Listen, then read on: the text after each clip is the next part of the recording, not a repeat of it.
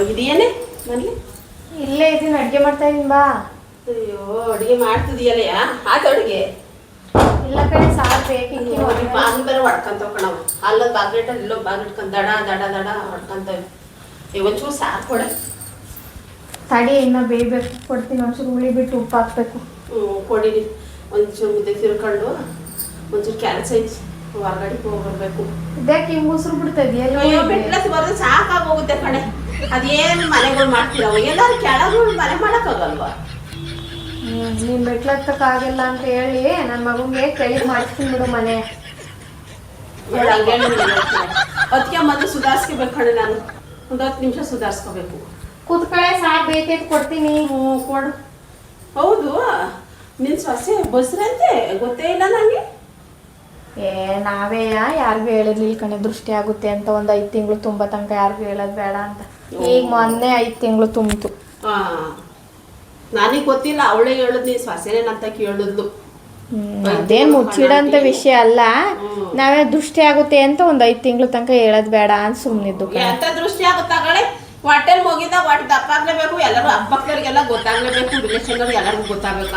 ಅದ್ರಲ್ಲಿ ಏನೈತೆ ಮುಚ್ಚಿಡ ಅಂತದು ಕೇಳು. ಈಗ ಗೊತ್ತಾಯ್ತಾನೆ, ಹೋಗ್ಲಿ ಬಿಡು. ಹೂಕೊಂಡು ನೀನು ಸೊಸೆ ಹೇಳಿದ್ಕೆ ನನಗೂ ಗೊತ್ತಾಯ್ತು. ನೀನು ಇಷ್ಟೊಂದು ಚೆನ್ನಾಗಿದ್ದೀನಿ ಅಂತಕ್ಕೆ ಬಾಯ್ಬಿಟ್ಟಿದ್ಯಾ ನೀನು. ಅವಳೇ ಹೇಳಿದ್ಲು, ಆಸ್ಪತ್ರೆಗೆ ಹೋದೆ ಕಣ ಆಂಟಿ, ಬೆಡ್ ರೆಸ್ಟ್ ಮಾಡೋಕ್ಕೆ ಹೇಳಿದ್ದಾರೆ ಅಂತ ಎಲ್ಲ ಹೇಳಿದ್ರು. ಏನು ಕೆಲಸ ಮಾಡಬಾರ್ದು ಮನೇಲಿ ಅಂತ ಹೇಳಿದ್ದು. ಅಲ್ಲಕೊಡಿ ಇಷ್ಟೆಷ್ಟು ಈಟು ಅಗಲ ಈಟು ಉದ್ದಕ್ಕಿಂತ ಕೊಡಿ ಚಪ್ಪಲಿ ನಿನ್ನ ಸೊಸೆ ಹಾಕೋಣವು. ಬಸ್ರಿ ಹೆಂಗಸರು ಅಷ್ಟು ದೊಡ್ಡ ಚಪ್ಪಲಿ ಹಾಕೊಂತಾರ. ಏನೋ ಅವ್ರು ಇಷ್ಟ ಬಂದಿದ್ದು ಹಾಕೊಂತಾರೆ ಬಿಡವ, ನಾವು ಯಾಕೆ ಕೇಳಕ್ ಹೋಗಲ್ಲ. ಆಮೇಲೆ ಏನು ತಿನ್ಬಾರ್ದು, ಆಳ ಮಾಡವ ಅಂತ ಅಂತಾಳೆ. ಅದು ಆರ್ಡ್ರ್ ತರ್ಸ್ಕೊತಾನೆ ಇರ್ತೀರ, ಗೊತ್ತನೇ ಇರುತ್ತೆ ನಿಮ್ಮ ಮನೆಗೆ ಆರ್ಡ್ರು. ಅಯ್ಯೋ ಬಸ್ರಿ ಅಲ್ವೇನೆ, ಈಗ ತಿಂದೆ ಇನ್ನು ಯಾವಾಗ ತಿಂತಾಳೆ ಅಂತ ನಾವು ಸುಮ್ಮನಾಗಿದ್ದೀವಿ. ಅಡುಗೆ ನಾನು ಮಾಡೋದು ಇಡ್ಸಲ್ಲ, ಹೊಟ್ಟೆ ವಾಂತಿ ಬರುತ್ತೆ ಅಂತಾಳೆ. ಅದಕ್ಕೆ ಏನು ಬೇಕಾದ್ ಮಾಡ್ಕೊ ತಿನ್ನೋ ಆರ್ಡ್ರು ಅಂತ ನಾನು ಸುಮ್ಮನೆ. ಆಸ್ಪತ್ರೆಗೆ ಹೋಗಿದ್ದಾಳೆ, ಬಟ್ಟೆ ಹಾಕೊಂಡಿದ್ದಾಳೆ. ಹೊಟ್ಟೆಲ್ಲ ಕೊರಿತೈತಿ, ಮಗು ಉಸಿರಾಡೋದು ಬೇಡವಾ, ಮಗ ಕೈ ಕಾಲಾಡೋದು ಬೇಡವಾ ಅಂತ ಬಟ್ಟೆ ನಾ ಕೇಳ್ತಾರೆ ಬಸ್ರಿ ಹೆಂಗಸ್ರು.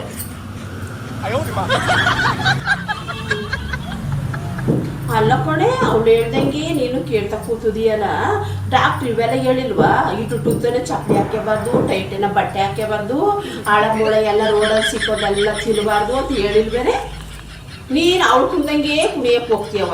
ನೀನು ಒಂದ್ಸಲ ಹೇಳ್ಬೇಕು ಅಕ್ಕಿಗೆ, ಮನೇಲಿ ಏನು ಸಿಗುತ್ತೋ ಅದನ್ನ ಮಾಡ್ಕೊಂಡು ತಿನ್ನು, ಏನು ತಿನ್ನೋಕ್ಕಾಗುತ್ತೆ ಅದನ್ನ ಮಾಡ್ಕೊಂಡು ತಿನ್ನು, ಮನೇಲೇ ತಿನ್ನು, ಹೊರ್ಗಡೆದು ಏನು ತಿನ್ನೋಕೆ ಹೋಗ್ಬೇಡ ಅಂತ ಹೇಳ್ಬೇಕು. ನೀನು ಆಸಿ ಮೇಲೆ ನೀನು ಅವಳು ಹೇಳ್ದಂಗೆ ಕೇಳ್ತೀಯ. ನಾಳೆ ದಿನ ಏನಾರು ಮಗಿಗೆ ಹೆಚ್ಚು ಕಮ್ಮಿ ಆದರೆ ಏನು ಮಾಡ್ತೀಯ ಅವಾಗ?